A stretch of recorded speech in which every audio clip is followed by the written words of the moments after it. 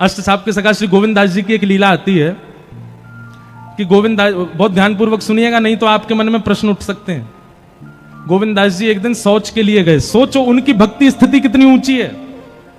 गोविंद दास जी एक दिन सुबह सुबह शौच करने के लिए गए जंगल में, और शौच करने के लिए जब गए तो ठाकुर जी के मन में आ गया कि मुझे इसके संग खेलना है। और शौच करते हुए गोविंद दास जी बैठे हैं, शौच निवृत्त हो रहे हैं, और सोई ठाकुर जी वन में पहुंच गए और पीछे से फलन ने तोड़ तोड़ के गोविंद दास पे मार रहे हैं। अब गोविंद दास देखे कौन आया, और पीछे देखो त्रिमंगलली ठाकुर जी खड़े हैं। अब आप विचार कर सकते हो, हम इतने शुद्ध, इतने पवित्र, इतनी मर्यादाओं का पालन करते हैं, तब भी ठाकुर जी के सामने अपने घर की सेवा में जाते हैं, और यहाँ गोविंद दास के साथ में ठाकुर जी ये भी विचार नहीं करते कि वो शौच के लिए जा रहा है। और ये केवल गोविंद दास के साथ हुई घटना नहीं है। इसी कलिकाल में, इन्हीं 50 वर्ष के अंतराल में हमारे गोरखपुर में विराजमान हुए श्री राधा बाबा महाराज। नाम सुना राधा बाबा का? राधा बाबा महाराज की ऐसी अद्भुतता, वे अपने संपूर्ण जीवन काल में कभी वृंदावन नहीं आए, पर उन्होंने वृंदावन के लिए एक ग्रंथ लिखा, एक छोटी सी पुस्तक लिखी, उसका नाम है केली कुंज। और केली कुंज में बाबा ने एक एक बात लिख दी। केसी घाट से बिहारी जी कितने दूर हैं, बिहारी जी से राधा वल्लभ जी की दूरी कितनी है, बीच में कैसे कैसे चौराहे आते हैं, कहां पर भगवान की गौचारण लीला हुई है, कहां पर अक्रूर घाट है, अटल वन कहां पर है, ये सब केली कुंज में महाराज जी ने लिखा है। उनसे किसी ने पूछा, बाबा आप कभी वृंदावन तो गए नहीं, तो वृंदावन को पूरा भाव कहां थे आगो? बोले मैं वृंदावन ना गयो, वृंदावन मुंह में ही रहे, मेरे चित्त में ही रहे।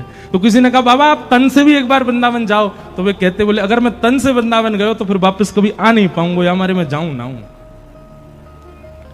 ऐसे राधा बाबा महाराज गोरखपुर में विराजते थे। तो उनकी लीला में एक बात आती है कि वे सुबह सुबह जब शौच के लिए जाते थे, सुबह 4:30-5 बजे, एक माताजी, बूढ़ी माताजी उनके पीछा करती थी। और जब वे शौच के लिए दूर वन में बैठे होते तो वो माताजी एक झाड़ी के पीछे बैठ के बाबा को देखती थी। तो बाबा के किसी शिष्य परिकर ने ये देख लिया। उसने माताजी को पकड़ के कहा, बोले हे मैया सुनो, हम सब जानते हैं तुम सुबह सुबह जाती हो बाबा के पीछे, है शौच के समय तो कम से कम ये सब नहीं करना चाहिए आपको। संत महापुरुष हैं बेचारे, पूरे दिन दर्शन देते हैं, दुनिया भर के लोग दर्शन करने आते हैं, पूरे दिन दर्शन किया करो, आप सुबह सुबह क्यों जाती हो उनके पीछे? तो माताजी के नेत्र सजल हो गए। वो बोले मैं बाबा के पीछे नहीं जाती। तो बोले बाबा जब सुबह सुबह शौच के लिए जाते हैं ना, तब इनके पीछे नन्हों से सांवरों सलोनों से एक बालक जावे, और वो बाबा के सामने ही बैठो रहे। वो पूरे दिन नहीं रहता, वो सुबह सुबह जब ये शौच के लिए जाते हैं तभी आता है। मैं तो उस बालक को देखने जाती हूँ। और बाबा जब शौच में बैठे होते हैं ना, तो इन दोनों की आपस में चर्चा चलती है, बड़े ठहाके मार मार के दोनों हंसते हैं। मैं तो वो देखने जाती हूँ। मतलब आप विचार कर रहे हैं, भक्तों की वो स्थिति जिसको हम परम अपवित्र मानते हैं, उस स्थिति में भी भक्त चले जाते हैं, तो ठाकुर जी वहां भी आ रहे हैं उनके पास में। तो ऐसी स्थितियों में ऐसे भक्तों के भाव देखने के लिए, उनका अनुकरण करने के लिए ठाकुर जी, यही कर्म है ठाकुर जी का। कौन भक्त कब कहां क्या कर रहा है, कौन से भाव से मुझको भज रहा है, किस भाव से मुझे अर्पण कर रहा है, वही भाव प्रिय है ठाकुर जी को। वही भाव देखने के लिए ठाकुर जी आते हैं।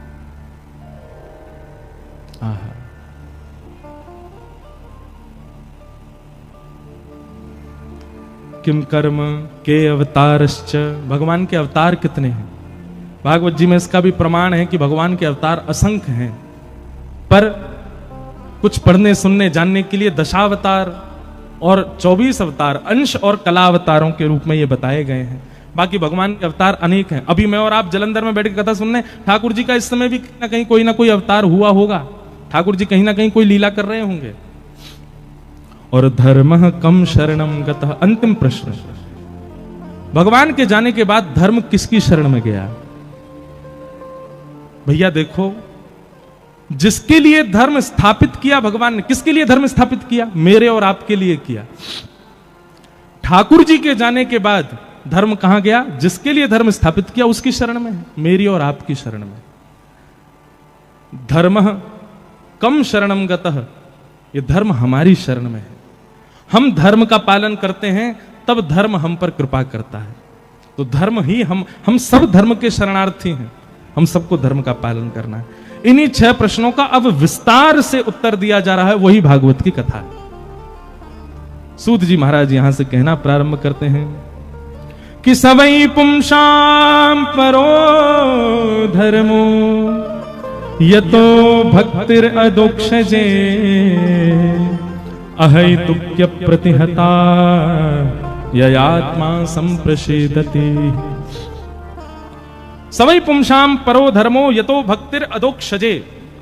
बहुत ध्यानपूर्वक सुनिएगा। या तो बंधुओं जीवन में भक्ति आवे नहीं, और आवे तो कैसी आवे, बोले अहैतुकी भक्ति आवे। बहुत सावधानी से सुनिए सब लोग, इधर देखो। या तो भक्ति आनी नहीं चाहिए, और आवे तो कैसी आवे, अहैतुकी आवे। अहैतुकी किसे कहते हैं? चाहे कुछ हो जाए उस स्थिति से ना विच्छिन्न होने वाली भक्ति को अहैतुकी भक्ति कहते हैं। आप लोग ये बात तो भूल ही जाइए कि आपके जीवन में यदि भक्ति आएगी तो कोई कष्ट नहीं आएगा, संकट नहीं आएगा, बल्कि मैं तो ये बात कह दूं तो सामान्य स्थिति से ज्यादा आएगा। आप सामान्य जीवन जीते थे तो सामान्य जीवन में जितना कष्ट, जितना संकट आपके जीवन में था ना, उससे 1% ज्यादा आएगा भक्ति मार्ग में आने के बाद। और क्यों आएगा इसका भी प्रमाण है। सुनो, हम आप सब लोगों का जीवन प्रारब्ध पर निर्भर होता है। अपने पूर्व के कर्मों को ही हम सब भोग रहे होते हैं। अब ठाकुर जी ने हमारा जीवन जो है वो कैसे डिजाइन किया होता है कि कुछ कष्ट ये भोगेगा 15 वर्ष की उम्र में, फिर कुछ कष्ट ये भोगेगा 20 वर्ष की उम्र में, फिर कुछ कष्ट ये भोगेगा अपने विवाह के बाद 31 वर्ष की उम्र में, फिर कुछ कष्ट ये भोगेगा 40 वर्ष की उम्र में, फिर कुछ आएगा 45 वर्ष में, फिर कुछ आएगा 50 वर्ष में। ऐसे हमारे 80 वर्ष का मान लो जीवन था, तो 80 वर्ष में ठाकुर जी ने कुछ कुछ वर्षों को विभाजित कर दिया कि उन वर्षों में इसके जीवन में कष्ट आएगा। लेकिन कई बार ठाकुर जी क्या करते हैं, हमारे प्रारब्ध के कष्ट को एक जन्म में ही नहीं भुगवाते, फिर एक जन्म के बाद फिर एक और जन्म लेना पड़ता, फिर उसमें भोगने पड़ते हैं। अच्छा, फिर एक जन्म में हम आए तो थे पूर्व के प्रारब्धों को भोगने के लिए, पर इस जन्म में जो हमने कर दिया वो भी तो भोगना है।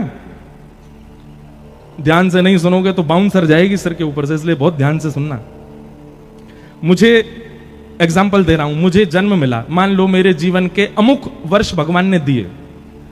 उन अमुक वर्षों में मुझे अपने पुराना लेखा जोखा, जो मैंने कितने जन्मों में मैंने जो कुछ भी किया, वो मुझे इस जन्म में भोगना है।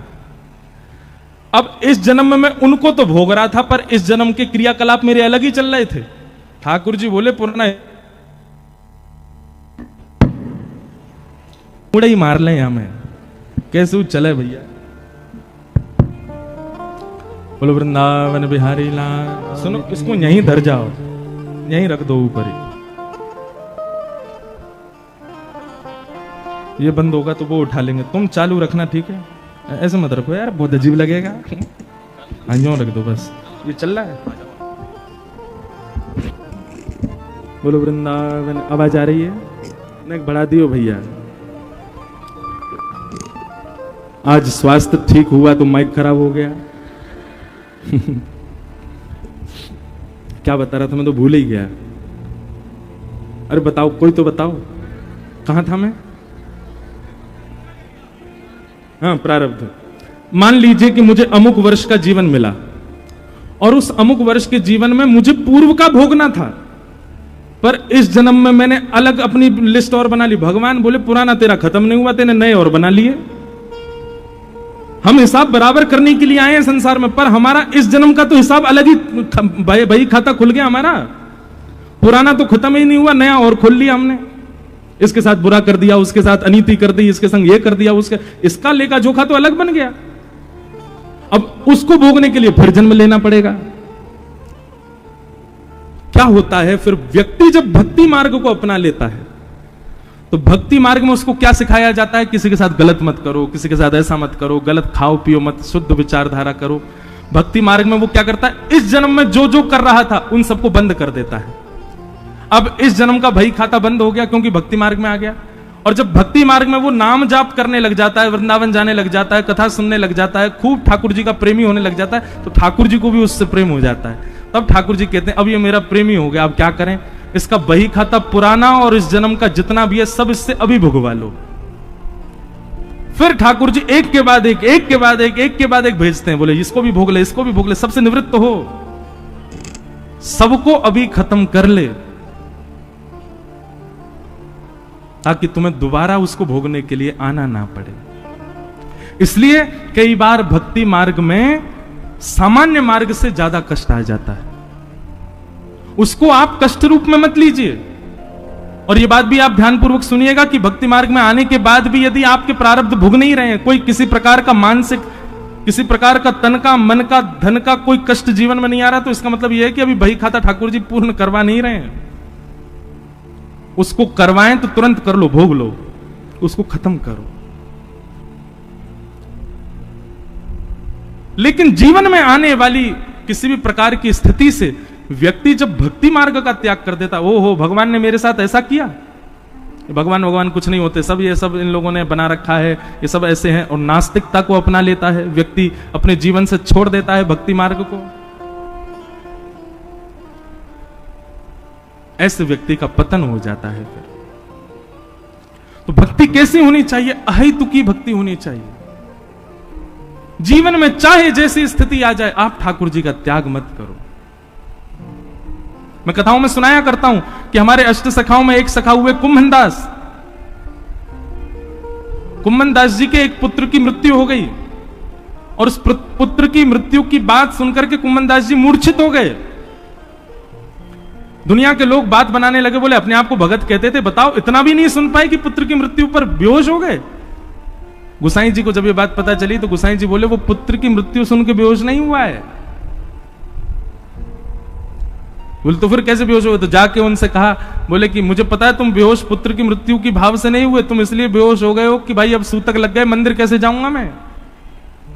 चिंता मत करो, हम मंदिर की एक खिड़की खोल देंगे और वहां से तुमको सूतक में भी दर्शन हो जाया करेगा ठाकुर जी का। ये बात सुनते ही उनकी मूर्छा टूट गई, वो तो उठ के खड़े हो गए और कहने लगे हाँ हाँ सब क्रियाकलाप करो, पुत्र का जो करना है। उनको पुत्र विरह था ही नहीं, उनको विरह इस बात का था कि ठाकुर जी से दूरी हो जाएगी।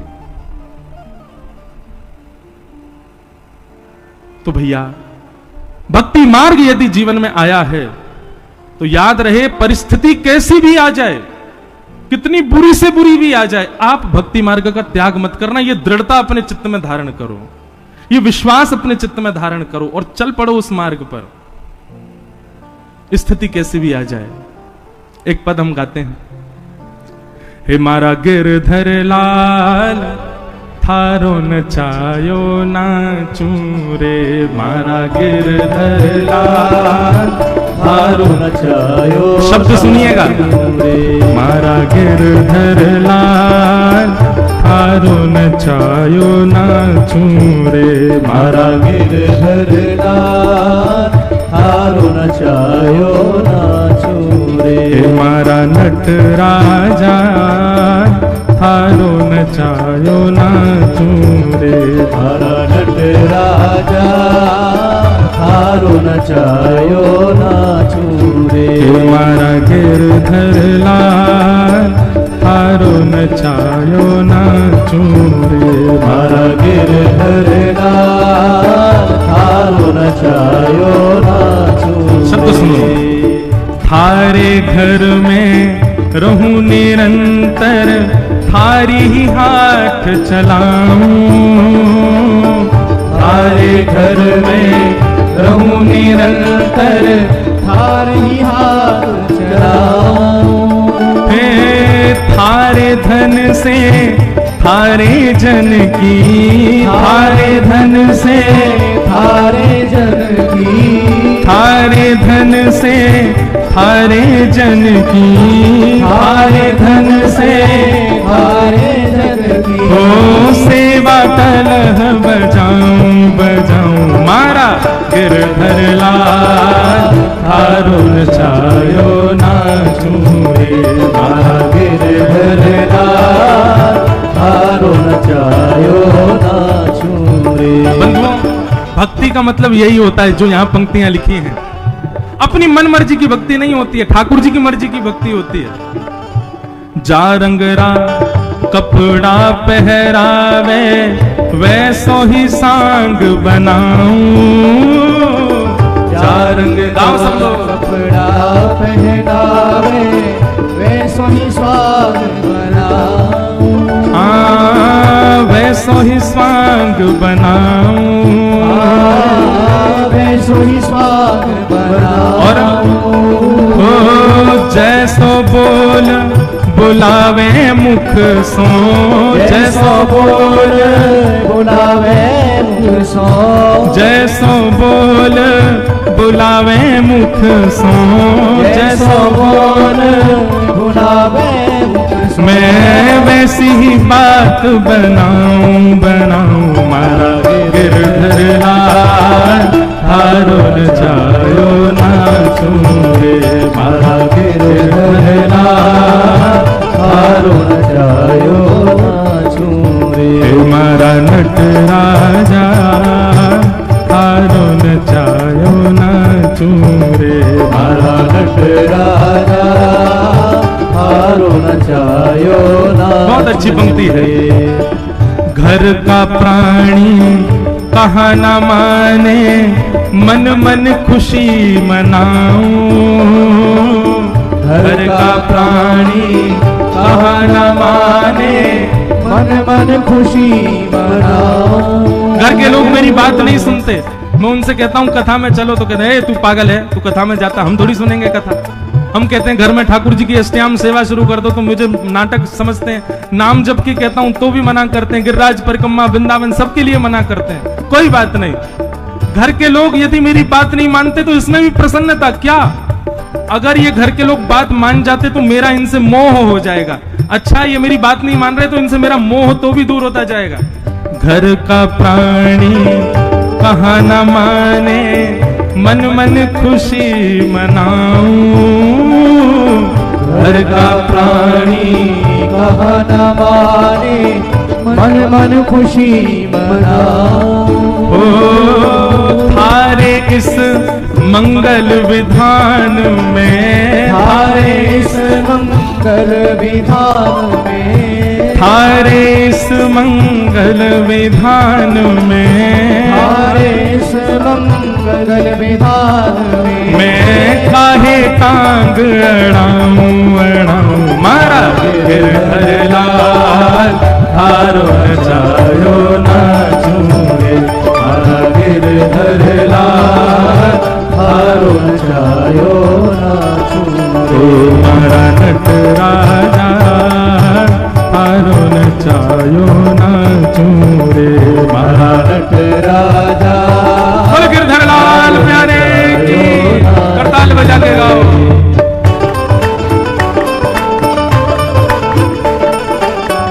इसे कहते हैं मूल भक्ति का स्वरूप।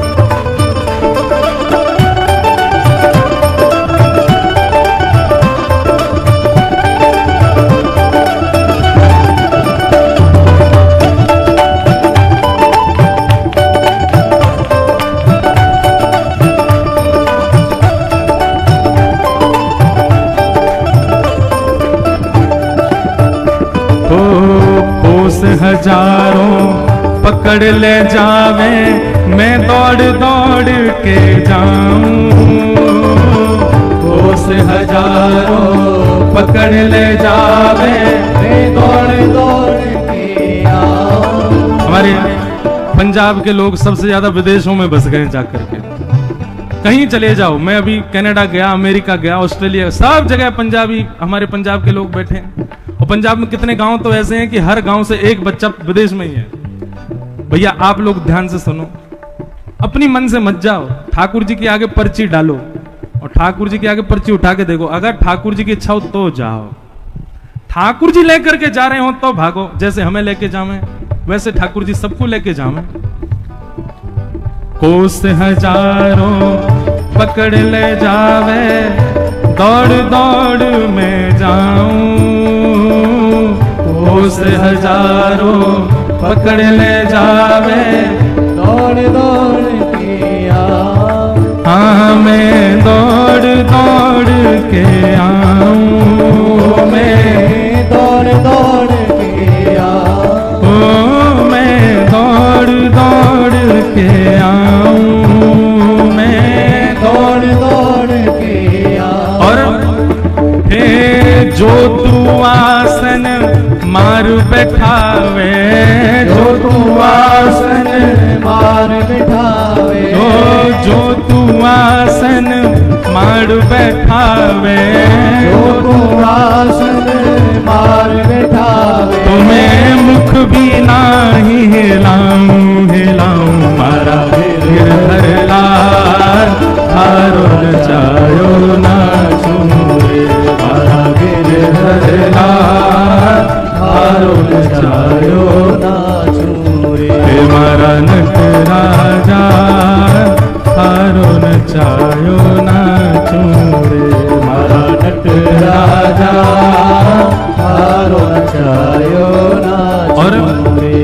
ओ जो तू तन में रोग लगावे जो तू तन में रोग लगावे ओढ़ चादर सो जाऊं जो तू तन में रोग लगावे और चादर सो जा हाँ जो तू तन में रोग लगावे ओढ़ चादर सो जाऊं जो तू तन में रोग लगावे और चादर सो जा हाँ मैं ओढ़ चादर सो जाऊं